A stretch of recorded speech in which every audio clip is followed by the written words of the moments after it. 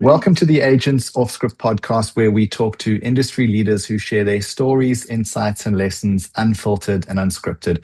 I'm your host, Lawrence, and today I'm delighted to have Liezel Blignaut, founder, MD of HCB Solutions. Now, Liezel set up HCB Solutions back in 2001 after a decade in HR and OD leadership roles.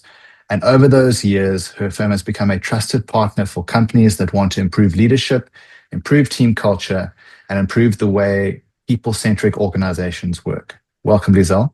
Thank you, Lawrence. Good morning. And thank you for the invitation to participate in this conversation. It's an absolute pleasure. It's great to have you here. Really looking forward to the conversation. I've briefly positioned HCB Solutions, but I'm sure you're the best person to give us a little bit more context around what it is that you actually do, what are your areas of operations, etc. Okay, so when I founded the business, and like you said, in 2001, it was always intended to be, the full registered name is actually Human Capital Business Solutions. But the website since 2002 was HCB Solutions, and that's what the team landed on to operate under that brand. But it was always going to be about the business and the people solutions and the integration of that and solutions focused. So, I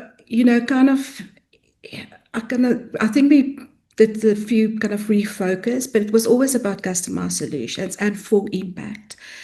So different things for different clients, but the solutions is to improve organizations and across different levels. So we work on organizational level, team level, individual level, but everything is focused on improvement, growth, and development.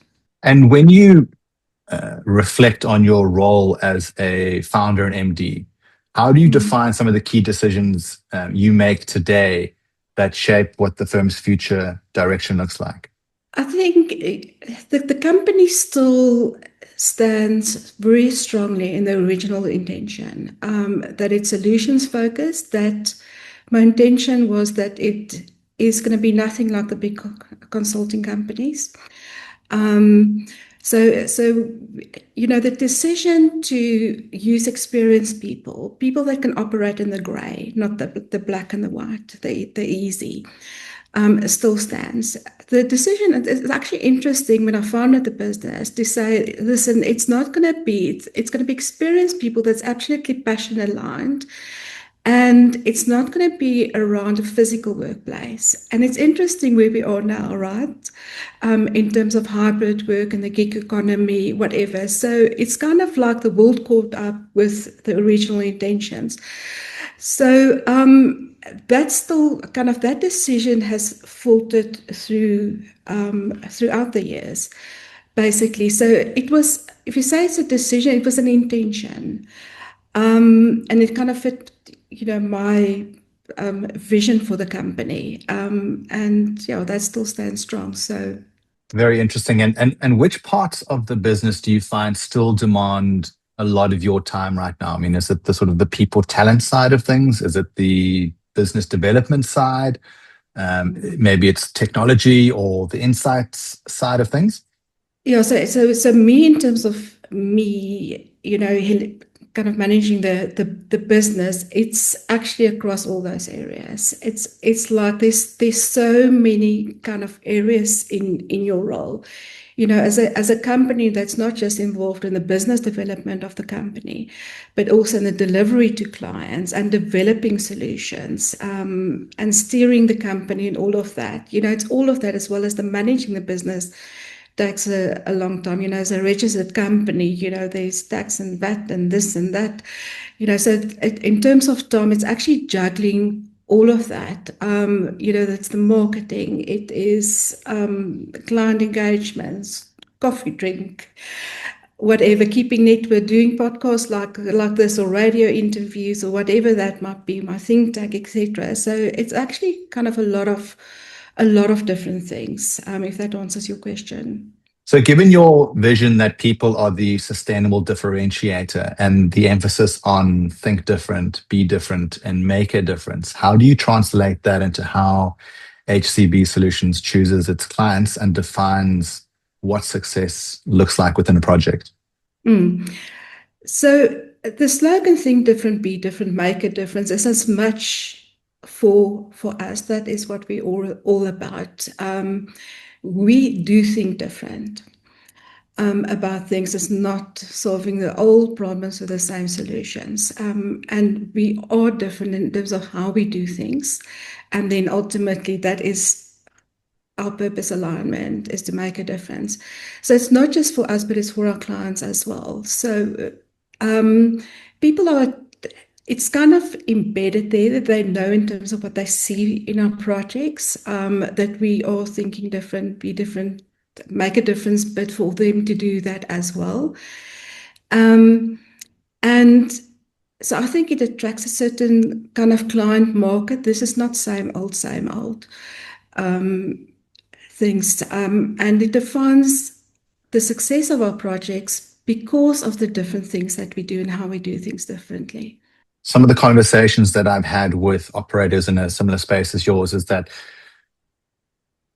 a big turning point for them as a company, as an entity, was the ability to turn away clients because the client's needs didn't align with their sort of internal vision. And I think there's a big sort of moment in any company's life where saying no is often the wiser call, essentially. And you've been operating now for a substantial period of time. I'm sure you reached that point many, many years ago. But I mean, have you ever had to turn down work because, you know, it didn't sort of align with your vision? That's an interesting question. I cannot think that I ever had to or wanted to. I think by the time someone reaches out, whether they know me or the company or don't, they know, you know, what we stand for and what we offer. Even it sometimes does happen in a initial conversation with an existing or a new client that they ask for X, where and I often say, I'm going to interject myself here. I often say what people ask for is not always what they need, and I often see that. So I would kind of rather go and help them uncover what is it that they actually need. Now, if it is what they need is not what we offer. So let me give you an example. On the survey side, which is completely aligned to providing strategic insights in the scope and depth that it covers, there might be companies that want to go and do poll surveys, right? And which is really just like dipstick surveys, which is not kind of aligned to our core business. We can do that if they want to, but if it's definitely something that's not aligned to, and there's other companies that can offer that better than we do, I'd much rather kind of point them towards that. Yeah, that makes complete sense. And I suppose in essence, that is a roundabout way of saying no, right? Like, not just a cold no, not interested, but, you know, offering them an alternative direction to go. No, absolutely. And, you know, trust is a big part of our business. And there's the human, you know, it's the human element to trust, right? Not the trust in HCB Solutions. I mean, that's that as well. But part of building trust is to say to our clients, listen, we can do this like that, how you want it, but no, the implication is going to be X or Y, or the opportunity miss is going to be Z and B. So it's much more kind of navigating in a conversation with a client towards what we think and what we suggest. And if they still want to do it like they want to do it, then yes, maybe another company is a better fit for them. And would you say, Liezel, that that the client's expectations of what you are capable on delivering on has changed in the last 5 to 10 years? Or is it still essentially the same requirements, just maybe a different form of delivery? Look, and it depends because we cover kind of a scope of solutions. So we've got kind of the insights side of it. Now, whether it's our knowledge in the organizational, the business development side of it, or our organizational culture, leadership, team development, that's the other part of it, the kind of the development side of things. But on the inside stuff, I think, you know, and our surveys that I've developed that we run on Qualtrics for clients, there's definitely a higher demand for that than it was, you know, when I developed the can't remember how many years ago now. Because we want to kind of take the insights to leaders for actionable data-driven insights. So the demand of that has changed, and there's more service providers as well. So there's more competition in that market as well. In terms of the development solutions, it's always been a need, but companies were not acting on that need. And COVID definitely kind of propelled this, but even before COVID, things like disengagement, leadership burnout, toxic workplace cultures, those are kind of things that's been happening for a long time. So I think, in terms of the demand and the realization is that we need kind of insights. We need to listen to our internal stakeholders, and we need to focus on development. I think that has definitely changed in terms of delivery. Yes, technology, definitely. But I mean, we're using Qualtrics. I think it's 10 years this year that we've had a license with Qualtrics. In terms of our development, we've got a partnership with Thriven in the US, and they've got really fantastic programs that we blend in and bring in and offer.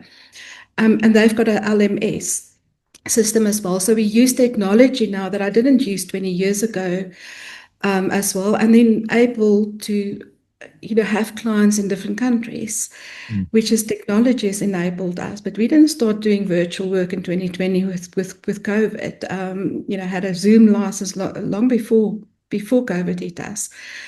So in terms of that, yes, technology has definitely been an enabler, and definitely appreciating that. You referred to the surveys being sort of a keystone to your deliverables. Can you just walk us through how that process works from a client's perspective? What are the sort of outputs that they will receive post the survey? So maybe just to kind of give you context, is we are not a survey company. Okay, just as we're not a training company on the development side, but on the survey side is, let me tell you how it actually came about, because I think that might point to something. So it was actually born from the first survey that I developed, which is the HR value, was born from a customized solutions for a client that wanted to understand what do the leaders perceive of the HR function. And as I was developing it, I was sitting kind of two hats. As having been, my last corporate role was a group HR manager. I've been in HR roles. And, with HCB Solutions, I often work in the peripheral of HR, but with line managers. So you hear the stuff that they're talking about. So I was putting these hats on and say, what do leaders want to tell HR? And what do they need to think about? And what do HR need to know to inform internal HR strategy? And then I developed that. So, and the HR value survey is a key stakeholder survey of the HR function, of the value-adding role of the HR function. What do they expect and perceive? Because it is an interdependent relationship between HR and leaders. So that's so the insights from that provides data-driven insights about the maturity actually of leaders, of the expectations of the value-adding role of HR, and to inform HR internal strategy. And it's also been used for reinvention of HR functions. So it kind of clearly points to these insights that jumps out, and we need to focus on that, especially high performance and low importance ratings. Now, after that, I've kind of, purchased the Qualtrics license and not use a third party to do this anymore, and thought, what is the next? What is the other needs? And I was thinking about exit interviews, and organizations either not done, or it's done as a tick the box exercise, or it's done somewhere manual, and it's not actually getting into merged analytics over time, which you can actually use for predictive analytics as well.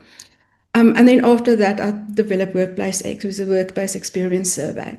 Now, in all three of those surveys, I developed it, whatever, and it's based on my pragmatic experience across industries, countries, as well as obviously there's always that theoretical kind of underline about how do you develop something like that. And it covers scope and depth, because one thing about surveys, and I often see it with clients or other products, I mean, if you want a dashboard dipstick, that's fine, that's not our focus, but is to ask the right questions in that for your leaders to obtain the data-driven insights to inform actions and decisions. And what I do and what I found well is that I provide, other than the reporting and the analytics, is I provide the feedback session as well. And I don't actually charge for that at all. And that's one of the value adds, is because there's storytelling in data. So whether it's for a board or an exco or HR team or the HR leadership team, it doesn't matter who that feedback session is, but to actually go through the results and see what data jumps out. Mm. But also kind of blend it into what's happening globally and what are the trends. You know, I once had a feedback session with, I think it was Exco, to say, but you're not the only company struggling with that. And you can see in their faces, it was actually something as simple as that was actually meaningful, you know, for them to know. But this is something that companies globally actually struggle with. No, super, super interesting. And thanks for providing that context. So, in your view, what is the biggest friction for organizations when they move from the insights that you can provide from the surveys to actually improving leadership, improving teams, improving culture? Your question was what kind of friction it creates. Well, does it create any frictions? Because you can essentially provide them with the insights, but whether they actually implement, take that on board and make the necessary changes is So up for my debate. experience is it's actually moving away from friction. So let me give you an example.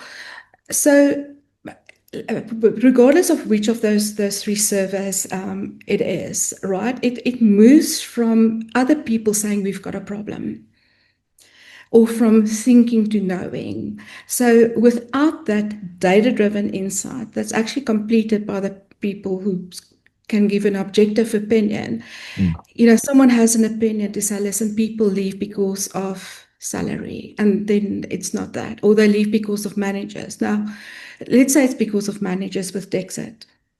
Until you actually have the data, it can cause friction because it's someone's opinion that leadership is a problem. Leadership, no, it's not a problem, right? But with data jumps out and actually tell you it is a problem. And by the way, it's not always that, it's sometimes other things as well. It actually provides the objectivity that you can't argue with, you know, the feedback and the data from that. So my experience is that actually it creates alignment, not friction, credibility with what the insight actually provides from the data and the analytics, and conversations. So whether it's Workplace X or the HR Value Survey, it's actually the conversations between it's the HR and leadership that happens after they receive their report that kind of creates this further alignment between them. Yeah, I mean, that's exactly the answer that I was looking for. So there's something that I'm starting to develop quite a passion around, is company culture. I feel like post-COVID, the idea of a really robust company culture sort of come under fire. Companies have struggled to firstly get their employees back into the office, because the sort of work from home hybrid model has proven to be reasonably successful from an output perspective, but at the cost of the company culture. Nothing grows a culture more than face-to-face engagement and the ability to sit across the desk from someone and have a conversation. So that's a huge challenge for companies, as I see it. And I'd love to get your insights in whether that's the case more broadly. Are you seeing similar challenges? And if yes, how are you and how are companies trying to navigate that space? Yes, and good realization and a good passion to or interest to have, and a very, very big question. So definitely there's a lot of things, company culture has always been important. And with the fourth industrial revolution and with new generations coming in, there's definitely a shift in terms of the future world of work, but a big shift in expectations. And that expectations is coming from, the employees. And companies have not adjusted for various reasons. And that's kind of also where the friction is about, the expectations and the world around in terms of how we learn, how we engage, how we work has changed. But many organizations have not adapted. Now, in terms of culture, we know that culture is a key part in enabling strategy. It is the foundation of that. And culture is the way we do things around here, and we talk things around here. So a lot of companies have not been able to shift and change their culture. There's still average cultures, but there's a lot of really toxic workplace cultures as well. And I often see it with actually when people approach me and they want to leave corporate and they want to start their own business, right? Most of the time it's a managerial culture, maybe combined with they want more flexibility. And that's the kind of the space is that we operate in terms of culture. Often we just get to work with a team, but even if we change the culture in that little subsystem, that's still great. But the thing is with culture, you need to kind of go deep and you need to prolong. And here's the thing about a lot of companies, they think they can change everything by just doing one thing. Mm. An organization is a complex system. You're not going to change culture by just doing a 2-day team session with me or something like that, right? You need to kind of need to do systemic change. And definitely, obviously start at leadership level, and that's what the need is. But often what is the problem with leaders? They know something is not great, right? But it's like every day you're after work and they're so operational, whatever, it becomes out of sight, out of mind, and then doing the same thing all over again without kind of stopping the clock and shifting. Yeah, I'd imagine the need for more flexibility from the workforce as well involves an element of giving up control by management, which is a very uncomfortable space for leadership to be in. And often the response to that is then doubling down on the micromanagement, which then sort of precipitates the toxic culture, and it's just a snowball effect from there. No, absolutely. And one fundamental thing is, and this is not new, I've seen it throughout my career, is that we promote the best functional people to become then managers or leaders, whatever you want to call it. So let's say managers, right? But they have not developed from managing self to managing others. So they kind of stick to the functional thing, and we call it, at independence, and not really at that interdependence with the people that work with them. So managers or leaders definitely need help. You're not born a manager or born a leader necessarily. As I wasn't born to be a parent, right? You kind of figure it out as long, but you do kind of need help in terms of this navigating this new role of managing other people as well. Yeah, absolutely. I mean, what you said really resonates with me. The highly functional team members get promoted because they deliver, right? And they then are tasked with managing a team, and they try to deploy their individual way of doing things across the team, which might not work for every single member of the team. And then when it's not working, that's when the microscope goes on the individuals who aren't delivering because the system doesn't suit their style of working. So, if I understand you correctly, that's essentially what you're suggesting.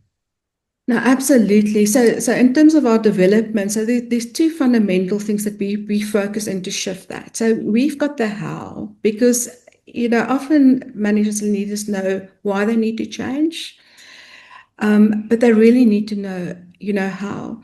So one of the things is leadership in the human economy is how do you balance performance and energy, relationships, and engagement.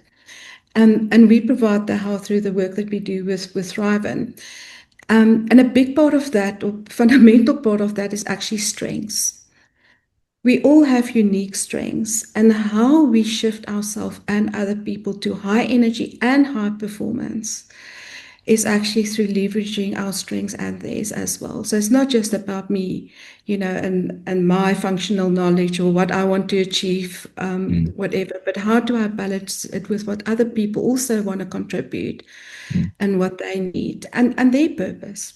Absolutely. So I think the logical next question for me is to understand from your lens, how do you build and maintain a culture within HCB Solutions that sort of mirrors the values that you deliver for the clients?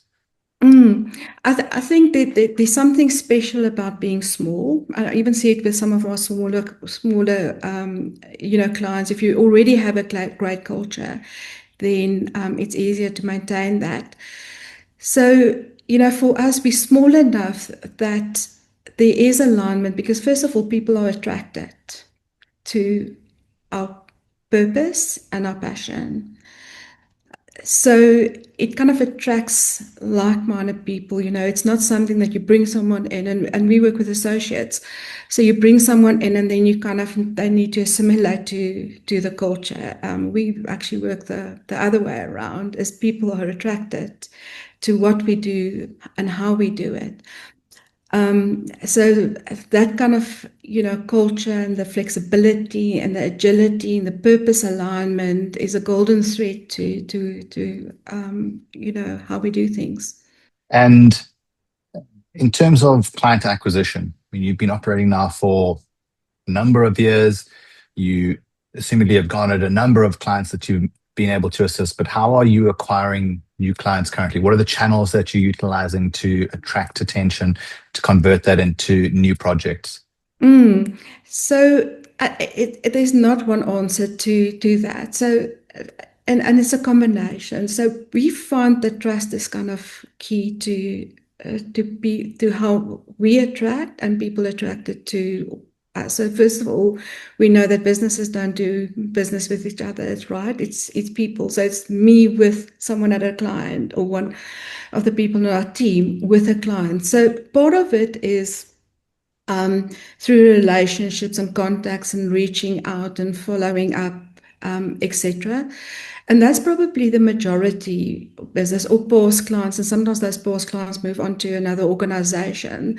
So it's the people side of it, in terms of that, and credibility and trust in actually, the person that's in our team. So that's part of it. I can't say, I know that there are people that attract clients through newsletters and social media and advertisements, and we've done all of that, right? And not as great. It's definitely something we can be better at. But I can't say that we've ever attracted clients because of that space, that non-personal space.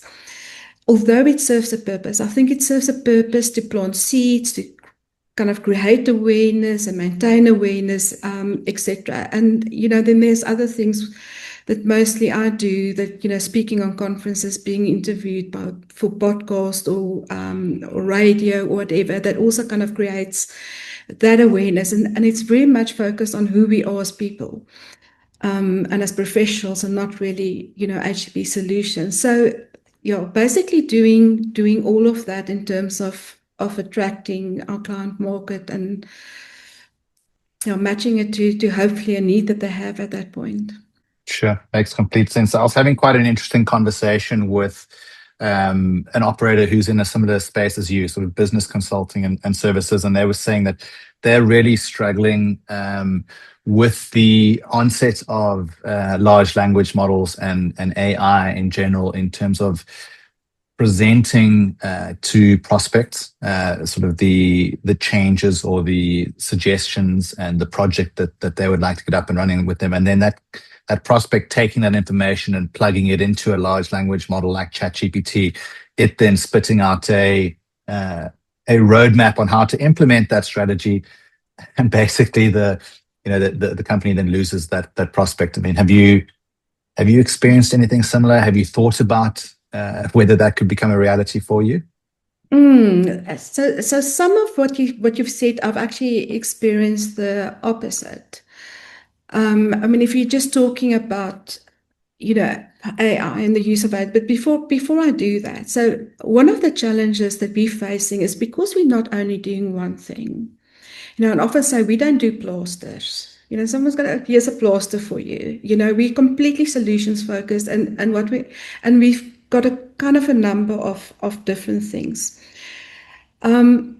Is to kind of chunk it, but also because you might go in with a client that you think that they've got this need, but then they actually say, oh, but tell us more about that.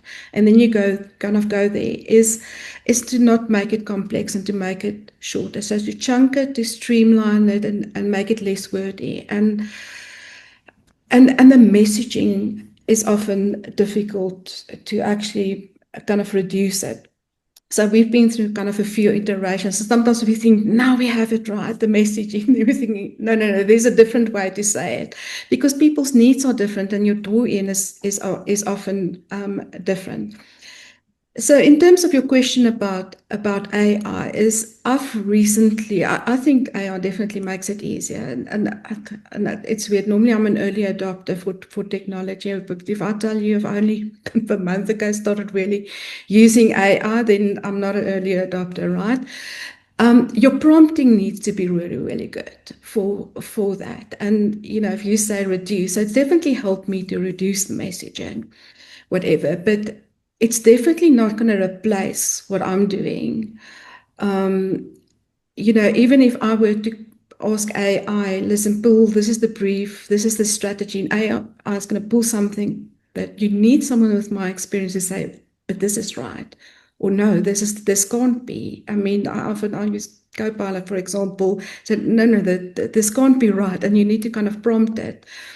So you do need to use AI in combination with experience. And I think what's benefited me is my pragmatic experience. Being there, you can tweak things. You know what works, you know what doesn't work. Liezel, if we look at the company as a whole from a high level, what would you say is working very well within the company right now? I think what is working well is we've got really great products and solutions. And how we do it is, I think, really nice and with nice people that is delivering it. So I think all of that in terms of what we offer that matches what is needed out there really works well. I think the fact that we're working across industries, different companies, because all the learnings that you take from that you can actually integrate to the benefit of your clients. I think the fact that we still kind of work blended and hybrids, flexibility, our agility, all of that is definitely working and right for and our use and our bringing in of technology. Whether it's LMS on the development side, which is just a part of it. Because there's a lot of in-person stuff, but all the surveys and the data and the analytics using technology as well works great. And what would you say is not working well? Where is sort of the current frictions that you experience on a regular basis? I think spreading thin, and having never having enough time to kind of, do enough on all the strategic leverage points. Probably, I mean, I said to you earlier on the non-personal marketing. We can do definitely better on that, and it is something that we've set intentions and fellow directors working on that in terms of a strategy. And all of that, going back to the why is that important? Is we really want to reach and more clients who's got a need for what we offer and how we offer it, so we can really impact more people that we want to do, which is our why. And Liezel, finally, if you could go back in time, jump into a time machine, travel back to 2001 when you founded HCB Solutions, what would you tell 2001, Liezel? Oh, that's a good question. Um, I really don't. I think, still believe in what you want to do and why you want to do it. And then, just kind of incredible perseverance, which is what it takes. And you kind of go with the flow. There is that. I mean, I don't know if you saw that on my profile, but I've spent 7 years in the Middle East as a training expert. Well, I've kind of worked and consulted and coached there as well. I don't know that in 2001 when I founded the business that I will spend some time there. What I can tell other people that want to start their own business, I can tell you now, you can think that you've got something great, you want flexibility, you want to work for yourself, whatever. That is really awesome. But what you need is you need clients to be able to do the stuff that you want to do and that you live. And that's what a lot of people struggle with. They want to coach, or they want to consult, they want to have their own business, but they don't want to get their business in. And, where is that going to end up? An incredible kind of perseverance and flexibility is basically what you need to make it work, I think, in any business. Yeah, absolutely. I mean, I had a conversation with someone recently who shifted out of the corporate space, started their own business because they wanted to be able to play more golf in the week, and they thought that starting their own thing would allow for that. But they said that the irony was that they're now so busy they haven't played golf in months. Absolutely. So can I tell you something? I've been, like you said, 24 years. I do not know how other brands are definitely doing something wrong, because other entrepreneurs have like Friday afternoons, they go and do coffee, whatever. I can't think that I ever had that. This Friday, entrepreneurial Friday afternoons, whatever. Yes, I do with clients and contacts and whatever, have it in between. But you definitely being your own boss and not having that fixed monthly income that I'm getting a paycheck, whatever. You work really, really long hours, but you've got flexibility. So I can work, got a home in the bushveld, so I can work from there and have meetings from there, etc. When my children were smaller, if I saw that they needed me, I could take a half day off and spend time with them, etc. So you've got the flexibility, but to say that you're going to work less hours, no. And I think the reality is that when you make use of the flexibility, that time needs to get made up somewhere, because you're working for yourself. So that's why yes, you have the flexibility, but that means that at some point you're working into the evening, maybe you're working on the weekends, and I think that's just the reality of being a founder and running your own business. No, absolutely, because it's not just that. There's other things that you do kind of in between as well in terms of managing the business, like you said. But it's still nice to have that flexibility. Just decide, listen, I want to wake up earlier, whatever, or work evenings, because you're doing nice things. Exactly. Well, Liezel, this has really been a fascinating conversation. If our listeners and viewers want to reach out to yourself and the team at HCB Solutions, where's the best place for them to do that? They can go to our website, HCB for Human Capital Business, hcbsolutions.com, and there's a contact that's probably going to be the easiest. Otherwise, they can reach me directly. My email address is liezelb@hcbsolutions.com.